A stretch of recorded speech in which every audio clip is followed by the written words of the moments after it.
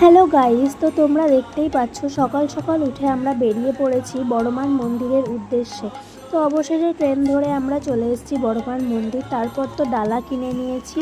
এখানে একটা কাকিমা আমাদেরকে বড়মার টিপ দিয়ে দিল। তারপরে আমরা এখানে লাইনে দাঁড়িয়েছিলাম। তো আজকে সোমবার বলে বড়মার মন্দিরে খুব একটা ভিড় ছিল না। আমরা আজকে যথেষ্ট ফাঁকাই পেয়েছি মন্দির। তো আমরা এখন মন্দিরের মধ্যে ঢুকছি। তো দেখো ভেতরটায় কিন্তু সিরিয়াল বাই সিরিয়াল এইভাবে লাইন দিয়ে তোমাদেরকে মন্দিরে ঢুকতে হবে। আমরা এরমভাবে লাইন দিয়েই যাচ্ছিলাম। এইবার আমরা দেখো মায়ের দেখা পেলাম। খুব প্রতীক্ষার পরে মায়ের দেখা পাওয়া যায়। মায়ের কাছে তোমরা যে কোনো মনের আশা তোমরা যদি জানাও অবশ্যই সেটা পূরণ হবে।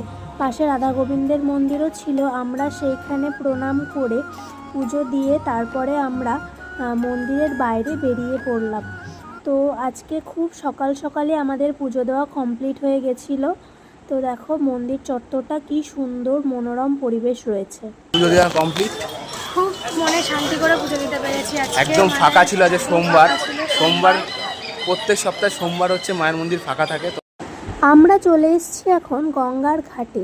এই ঘাটেই কিন্তু বড়মার মূর্তিটা নিরঞ্জন করা হয়। দেখো অপূর্ব দৃশ্য। তো আমরা দাঁড়িয়ে রয়েছিলাম গঙ্গার ধারে।